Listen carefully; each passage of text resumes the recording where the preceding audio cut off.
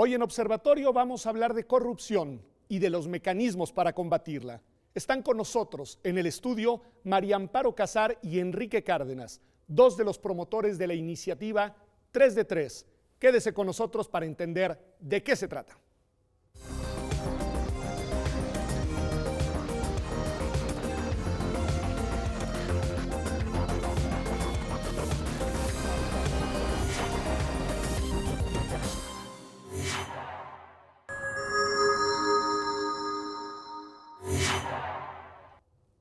Pues ya estamos aquí en nuestra sección Desde el Aula con Daniel Zapata, en esta ocasión, estudiante de Derecho, ¿verdad, Daniel? Sí. Para hablar de este tema, Daniel, y quizá para entender hacia dónde vamos apuntando los mecanismos de combate a la corrupción, lo primero que hay que hacer es entender qué es la corrupción y de qué magnitud es el problema en México. Bien. La corrupción puede ser entendida desde diversos puntos de vista, diversos aspectos, pero la que nos importa es la que se plantea con un informe de Transparencia Internacional, especialmente Transparencia México, en el que se le hace una encuesta a diferentes elementos del sector social, del sector empresarial, del sector civil, para saber si ellos consideran que su gobierno o su país es un gobierno corrupto. Si ellos tienen esa percepción, es cuestión de percepción. Okay. En ese sentido, podemos decir que es un fenómeno social que consiste en violar las leyes por parte de los servidores públicos, desviando el fin de la ley, que es el servicio al público, para tener ventajas propias o ventajas personales. Dos preguntas. ¿Cómo nos fue en esa encuesta, en ese índice a los mexicanos? Pues nos fue muy mal. Okay. Bueno, estamos en el lugar… ¿Qué tan mal? Estamos en el lugar 90 de alrededor de 160 países que participan. Okay. Sí, en sí, América, muy mal, definitivamente. Sí, y lo podemos ver si lo comparamos con países de Latinoamérica para estar en un contexto similar, en el que, por ejemplo, Chile tiene niveles de Estados Unidos, está por encima de Francia en cuestiones de transparencia. Está muy bien, digamos, Chile es un país excelente en cuestiones de corrupción. ¿Otro país de América Latina que esté tan mal como México? Bueno, el peor país en transparencia, de acuerdo con ese índice, sin cuestiones políticas, es Venezuela. No, dato duro, digamos, desde el Sí, punto de vista de es Venezuela. Okay. Es donde hay más opacidad. Y los escándalos en Brasil están a todo lo que dan. La presidenta Dilma tiene también por el mismo tema una popularidad muy baja. Es decir, nada más para contextualizar, que no se trata de justificar, pero no es un mal exclusivo de los mexicanos. No es un mal exclusivo de los mexicanos, pero como dice el doctor Buscaglia, Edgardo Buscaglia, en todos los países hay corrupción, pero en lo que nos tenemos que enfocar es saber cómo reacciona el Estado cuando se entera de que existe esa corrupción. Cuando hay escándalos como los que hemos tenido en México, tenemos que estudiar qué hace el gobierno con esos escándalos. Sí, los está enfrentando por con supuesto, seriedad, combatiendo. Claro, porque esos escándalos los podemos encontrar en Alemania, en Estados Unidos o en Noruega, que es el país que tiene menor índice de corrupción. Pero, vamos, esto no es un problema social, no es mexicano, no es un problema cultural. Hay quienes defienden esa postura, pero el problema está en cómo reacciona el gobierno cuando se dan esos problemas. Un punto que ha quedado ahí a lo largo de tu exposición y que quiero sacar a flote y hacerte una pregunta directa. Tú has dicho que es, digamos, el mal uso de las instituciones por parte de los gobernantes, subrayaste. Pero la corrupción también, digamos, supone en muchos casos implicaciones de actores privados, de empresarios. En fin, ¿cuál es tu opinión sobre esto? Bueno, ahí es donde toma relevancia la propuesta que se ha hecho de 3 de 3, ver, que aún no es iniciativa, porque para ser iniciativa necesita 120,000 firmas, para ser presentada en el Congreso, para que ya sea una iniciativa ciudadana. Pero es una propuesta que uno de sus principales planteamientos es que los funcionarios estén obligados, no sea de buena voluntad como algunos senadores lo han hecho, que hasta los últimos datos que pude consultar, hay en diversos estrados políticos y funcionarios que han hecho su 3 de 3, pero ninguno del gabinete federal. Ninguno del gabinete federal. Es un dato curioso, sí.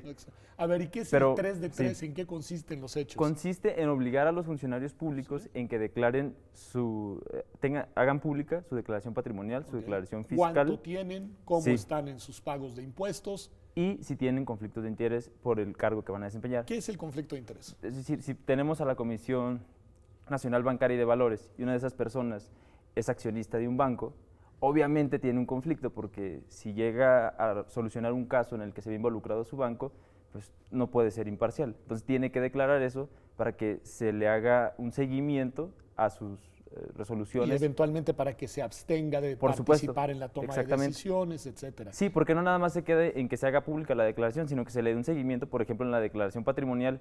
Si yo como funcionario público entré con una casa y salí con 30 departamentos, algo está mal ahí. Algo no cuadra entre Algo mi no cuadra, ingreso declarado exactamente. y mi patrimonio adquirido. Pero vuelvo a insistir en el punto. Te has centrado en los funcionarios públicos. O sea, como si fueran Es verdad. los malos Sí. exclusivos de la película en esto, y yo Sí, tengo es otra verdad. impresión. A ver. Sí, en la que pretende ser iniciativa, que es aún propuesta, también se incluye al sector privado, porque como usted lo acaba de mencionar, es un juego de dos. Para que sea corrompido un funcionario público, tiene que haber alguien que lo corrompa, y ese es el sector civil, el sector público, el sector privado, quien da el dinero. Y en esta propuesta sí se contempla también sancionar a los particulares que incurren en corrupción, pero también premiar o hacer que se animen a denunciar la Sí, esa corrupción. parte de la ley me llamó Sí. mucho la atención. Hay una serie, digamos, de incentivos, incluso para que quien comete un acto de corrupción, si denuncia o lo declara, pueda obtener algún tipo de beneficio en las Así sanciones. es. ¿Qué te parecen esos mecanismos? Me parece muy bien, porque hay críticas en esto de que vamos a ocasionar que la sociedad sea de denunciar al vecino. Sí, que se Pero- vuelva un lugar sí. de un denunciadero Sí. de todos contra todos. Pero yo no lo veo así, yo lo veo como una oportunidad que tiene el país para salir de ese problema tan grande, que es un problema estructural, Ok. que ocasiona otros problemas estructurales, que es la corrupción, en el que se puede ver a las personas que han cometido actos de corrupción que se justifican diciendo es que no tengo de otra. Pero si tuvieran la oportunidad de decir yo lo hice porque estuve en cierta situación en la que no podía optar, pero ahora lo denuncio. Yo lo hice, pero esta persona lo sigue haciendo y lo hará nuevamente. Entonces creo que es una oportunidad para empezar a hacer público lo que ya es un secreto a voces, ¿no? Que la Que hay un problema corrupción muy sí, serio de invade corrupción. todos los aspectos de la sociedad. También hay un punto que decías, la corrupción es causa de otros problemas. Es decir, no solo es un problema en sí mismo, sino que tiene una relación muy íntima, muy estrecha con otros problemas que corroen a las instituciones y a la vida colectiva. ¿Nos ayudas a identificar algunos ejemplos?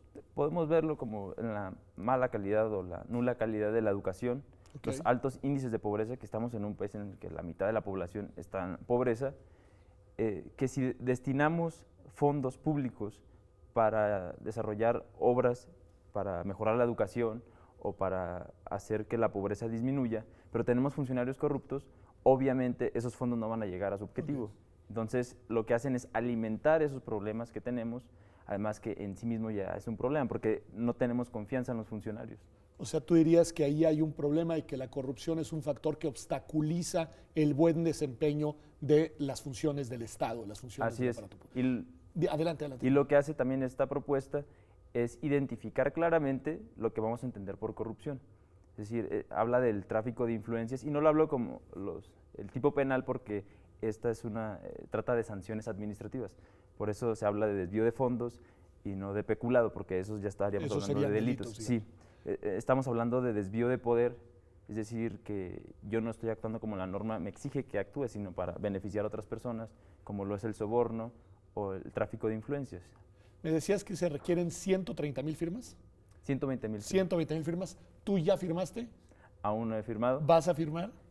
Sí, yo quería estar seguro de la propuesta porque trabajo con la doctora Marván, Ajá. que también propuso, y yo hasta no estar seguro de algo, bien. prefiero abstenerme. Eres abogado, hasta no leer la propuesta, hasta la letra chiquita no Así planteas es. tu firma. ¿Y la vas a plasmar después de leerla o estás en el proceso de análisis? Estoy en el proceso de análisis. Muy bien, pues ojalá la firmes, yo ya la firmé, ojalá la firme también usted, porque ahora nos van a explicar en qué consiste a fondo Enrique Cárdenas y María Amparo Casar, que ya están con nosotros en el estudio. Muchas gracias, en verdad, Daniel, nos has ayudado muy bien a entender por dónde van las cosas. Gracias por invitarme. Regresamos.